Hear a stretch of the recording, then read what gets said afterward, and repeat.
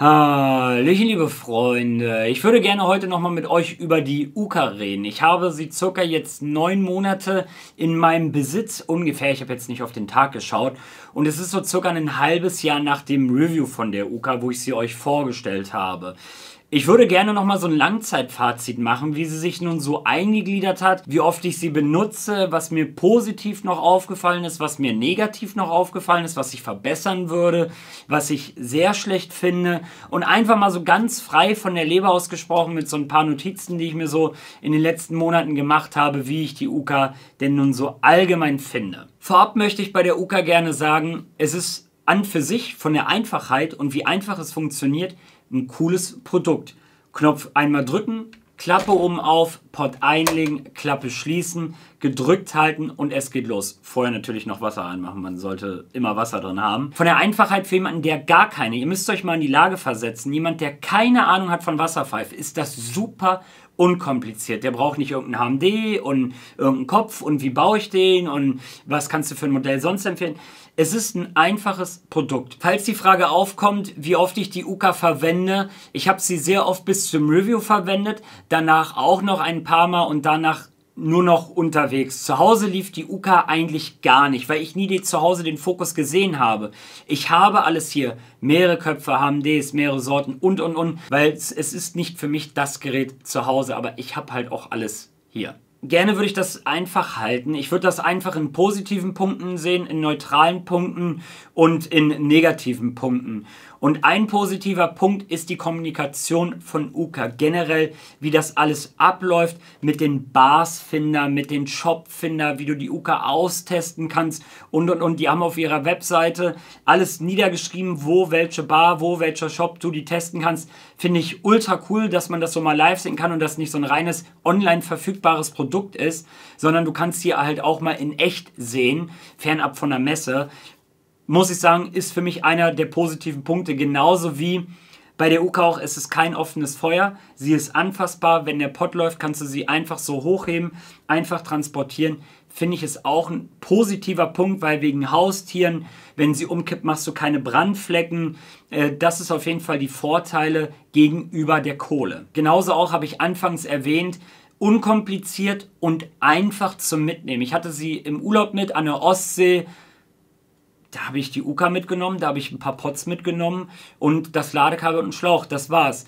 Ich musste nicht irgendeine Zange mitnehmen oder. Und du konntest nichts vergessen. Dafür finde ich sie auch super, weil der Unterwegspunkt macht es halt super easy, super einfach und du musst an nichts denken. Und kannst du sie sogar beim Laufen benutzen, in der Theorie, weil die Kohle denn nicht hin und her wackelt. Also da sehe ich auch den positiven Punkt. Genauso auch wie Bars und Hotels. Ich finde, das ist eigentlich die UKA-Zielgruppe.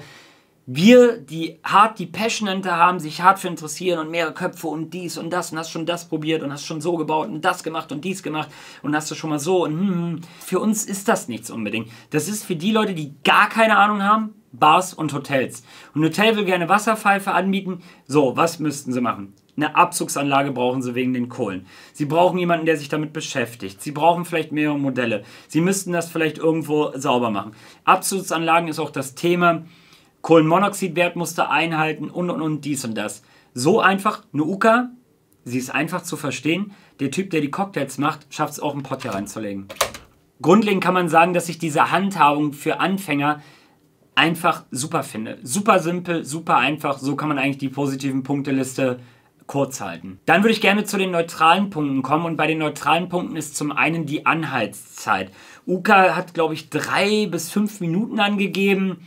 Naja, das sind eher 10 Minuten. Das habe ich damals schon im Review genannt, dass das nicht unbedingt 5 Minuten ist. Da kann man das erste Mal ziehen, aber es sind eher so 10 bis 15 Minuten, bis denn so richtig was rüberkommt. Klar schmeckt man auch vorher was und es kommt auch ein bisschen raus, aber es ist nicht so übertrieben viel. Oder es muss ja nicht übertrieben viel sein, aber es muss halt ein bisschen mehr kommen als die nach 3 bis 5 Minuten. Ich wünsche mir einfach eine schnellere Anhaltszeit, dass irgendwie der Anfang so ein bisschen beschnellert wird.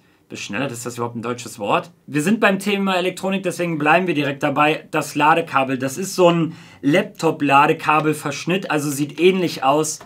Ich will auf der UKA USB-C haben. weil dieses Ladekabel, wenn das mal kaputt gehen sollte, wenn man das mal verlieren sollte oder verlegen sollte, mittlerweile hat irgendwie alles USB-C, alles super easy, alles super einfach und die Enso, das Konkurrenzprodukt, hat ja auch USB-C. Ich wünsche mir auf der UKA USB-C. Da gibt es für mich keinen Weg dran vorbei, weil das ist wieder so ein Extra, das könnte kaputt gehen. Wenn ich noch einen Wunsch äußern kann, dann bitte einen Schliffanschluss auf die UKA bringen. Der Anschluss, den zu treffen, also das kriegt man hin. Das ist kein Problem, aber ein Schliffanschluss wäre wirklich deutlich einfacher. Genauso, weil dieser Dichtring, der es so etwas dicht hält, der verschiebt sich immer bei mir und hält manchmal nicht richtig. Und dann musst du ihn 5-mal rein und rausdrücken, bis sie halt nicht an der Stelle undicht ist. Und im Endeffekt ist es ja wie ein Schliffsystem. Ich würde sogar einen Schliff besser finden, weil der hält sich ja hinten fest, so ein bisschen durch so eine Lasche hier.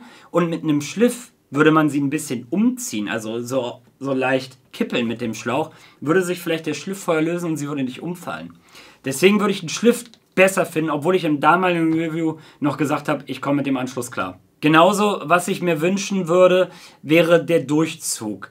Weil wenn man so hin und her verwendet zwischen der UKA und einer normalen Pfeife, merkt man schon den Unterschied im Durchzug und der ist schon streng. Vielleicht liegt das daran, dass das nur so funktioniert, dass man durch den Strom das so richtig herausziehen muss durch den Pot. Aber ja, einen Durchzug könnte man verbessern. Ich hatte das mal durchgemessen auf meiner Durchzugskala, so wie ich alle Pfeifen ausmesse. Nur mal als Vergleich, eine Breeze 2 liegt bei um die 250, genauso wie eine Motion Flashbang. Ja. Und der letzte neutrale Punkt auf der Liste ist zu lange Wartezeit auf neue Sorten.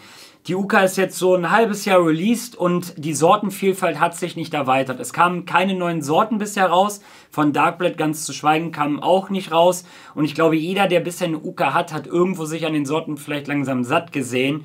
Und da wäre es cooler, wenn mal ein reiner Blaubeere kommt und ja, verschiedene Sorten halt. Ich muss ja jetzt nicht alle aufzählen. Wenn da einfach so ein paar Sorten, es müssen nicht unbedingt Hersteller sein, aber wenn einfach mal mehr Sorten so langsam dazukommen. Wir müssten noch auf der Anfangszahl von 13 sein. Es wäre ganz cool, wenn wir jetzt eher so bei 20 wären. Und damit spannen wir den Bogen und kommen zu den negativen Punkten. Und da dreht es sich wieder um die Pots.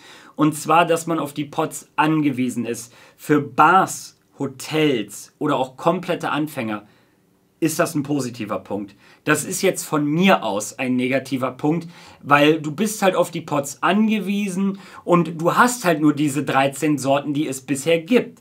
Und das finde ich halt schade, dass da nicht mehr kam. Deswegen ist das so ein neutraler, negativer Punkt. Ich bin jemand, der gerne mixt. Ich bin jemand, der gerne ausprobiert. Ich mische gerne Darkblend. Ich mische gerne Virginia. Ich bin so einer, der hin und her mixt und wo eigentlich kein Kopf pur läuft. Ich würde es mir wünschen, so langsam, ne, die Wunschliste, vielleicht so eine UKA Pro, wo man eigene Sorten verwenden kann, wo man USB-C hat, der Durchzug ein bisschen verbessert ist, einen Schliffanschluss hat, sowie ein Einstellrad. Ich wünsche mir so hart ein Einstellrad, weil das Konkurrenzmodell Enso, da habe ich das jetzt mit dem Einstellrad kennengelernt, und das finde ich cool. Aber ich finde, da muss einfach mehr gehen anhand eines Einstellrads. Und dann macht man zum Beispiel, oder man macht 4 Stufen. Man macht zum Beispiel Beginner, dann denkt man sich 2 dazwischen aus und dann macht man Expert. So, also dass man 4 verschiedene Stufen hat, 4 verschiedene Hitzegrade, was du jetzt dem Pot abverlangen willst, beziehungsweise, wenn es eine UKA Pro geben würde, eigene Sorten. Den letzten negativen Punkt, den ich noch auf der Liste habe, ist Sonne. Das Problem ist mit Sonne, dass alles heiß wird, worauf die Sonne scheint, und genauso ist es auch bei der UKA. Ich saß am Strand, Sonne schien auf die UKA und sie lief dann irgendwann mal 20 Minuten oder 25 Minuten und da kam immer noch ganz wenig raus. Ja, weil von außen die UKA heiß wird und innen drin der Temperaturfühler denkt sich, oh, ich kann ja jetzt mal einen entspannt machen. Ich habe ja hier schon viel getan. Und dann macht er nicht mehr und dann kommt aus dem Pot nichts raus. Das gleiche Problem haben wir auch bei Kohle. Wenn nämlich die Pfeife mit Kohle im Licht steht oder in der Sonne steht, dann wird das immer heißer und irgendwann unerträglich, weil die heiße Kohle und das Sonnenlicht da drauf. Das sei mit dazu gesagt, dass in direkter Sonne ist es mir vorgefallen, dass die UKA dann einfach gar nicht lief. Wenn ihr eine Uka habt, schreibt mir gerne mal eure positiven und negativen Punkte in die Kommentare, also was euch gefällt und was euch nicht gefällt. Das würde mich mal interessieren, denn von mir aus war es das an der Stelle. Wir haben jetzt einmal das Full Review und wir haben jetzt einmal hier das Langzeitfazit. Für mich ist die Uka so ein bisschen, nicht böse gemeint, durchgekaut. Ich habe alles erzählt, was ich dazu erzählen kann, was ich für Erfahrungen gemacht habe und.